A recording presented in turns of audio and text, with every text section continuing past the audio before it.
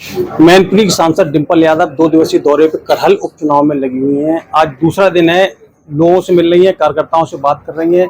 करहल की जो मूल समस्याएं हैं उनको लेकर बात करें। हमारे साथ मौजूद है सांसद डिंपल यादव जी, बह जानेंगे। मैम, 2 दिवसीय दौरे पे आप हैं, आज आपका दूसरा दिवसीय दिन है करहल में, उपचुनाव होना है करहल में, किस तरीके से देखते हैं? मैं समझती हूँ अभी आने वाले समय में उपचुनाव घोषित होंगे और करहल में और सभी 10 सीटों में समाजवादी पार्टी का बहुत ही बेहतरीन प्रदर्शन रहेगा। ब्रजभूषण सिंह का एक बयान आया है, उन्होंने कहा है अयोध्या जो है गोंडा से जाना जाता है, अयोध्या रामनगरी।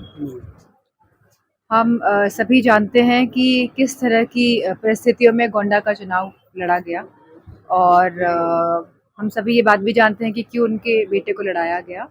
और अयोध्या नगरी जो है वो मैं समझती हूँ कि अब अभी से नाम नहीं अयोध्या का नाम तो हमारे वेदों में, हमारे हर जगह है। तो इस तरह के उटपटांग मैं समझती हूँ बयान देने से बचना चाहिए। देश के प्रधानमंत्री ने कल अटल बिहारी वाजपेयी जी की पुण्यतिथि को लेकर एक बड़ा बयान दिया है।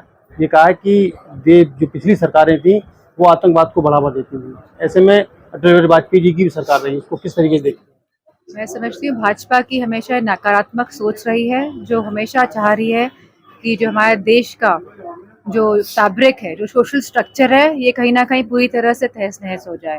तो इसी मंशा के साथ इस तरह के बयान दिए जाते हैं, क्योंकि हमने देखा है कि किस तरह चुनावों के दौरान भी बड़े बड़े मंचों से इस तरह के बयान दिए गए थे।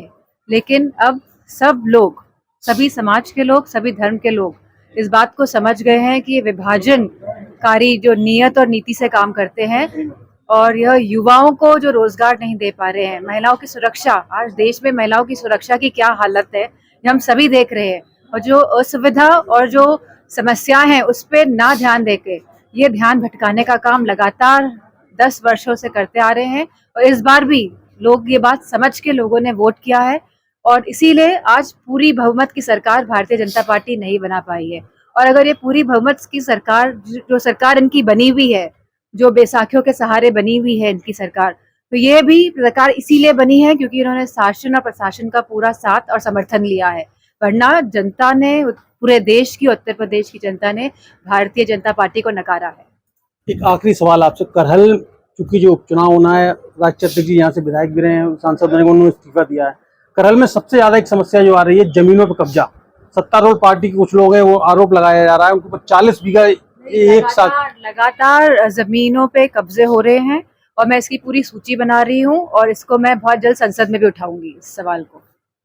पूर्व चेयरमैन करहल के हैं, उनके ऊपर एक आरोप लगाया है, वो बीजेपी से ताल्लुक रखते हैं कि उन्होंने 40 बीघा जमीन कब्जा कर ली है। मैंने आपको बताया कि 40 बीघा की बात नहीं है, ये पूरे मैनपुरी क्षेत्र में लगातार कब्जे हो रहे हैं, लगातार तालाबों की जमीन पर भी कब्जे चल रहे हैं और इसका मैं पूरी सूची बनाकर इसको मैं लोकसभा में, संसद में उठाऊंगी इस सवाल को।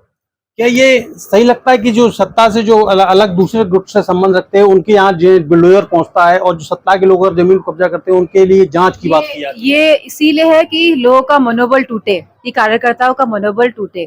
लेकिन जो परिणाम रहे हैं इस बार के, अब ये लोग जितना भी बुलडोजर चला लें, हमारे किसी भी कार्यकर्ता और हमारे किसी भी नेता का मनोबल अब टूटने वाला नहीं है, क्योंकि अब सब समझ रहे हैं कि ये लोग जा रहे हैं।